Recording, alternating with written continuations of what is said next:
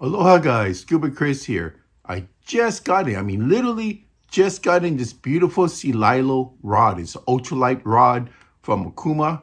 This here is a CE-S-862 ULB. That means Celilo is a spinning model at 8 feet 6 inches. It's ultralight. Now, why did I get this one? This is a ultra light. This is one of the lightest rods you can go with from Okuma.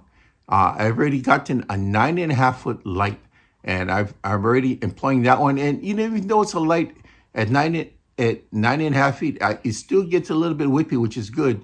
But this one here is a lot thinner, more resilient. Even though it's a foot shorter, I feel that this should be able to get me more than enough distance from shore to get to the schools that I hit.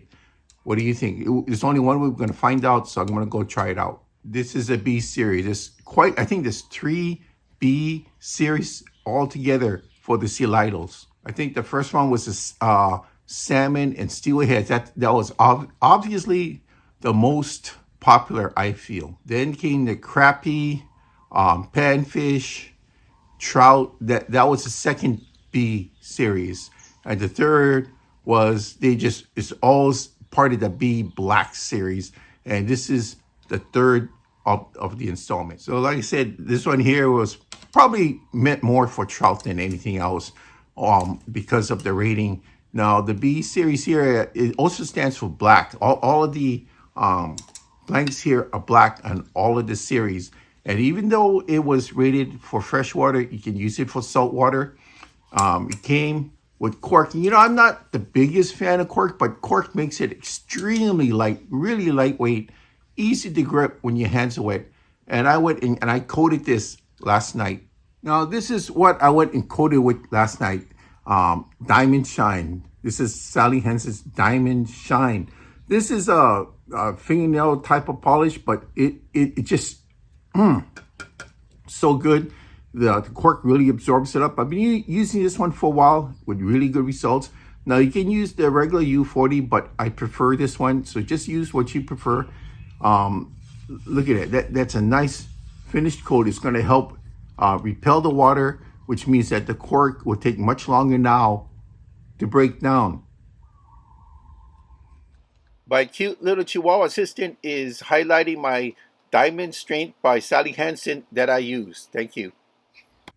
Now this comes in an 8+1 configuration, which means you're going to have 1, 2, 3, 4, 5, 6, 7, 8. So you get 8 guides plus the 1 tip. So that's what you call 8+1 configuration. Yes, it has a stainless steel wire here. See that? That's a hook keeper.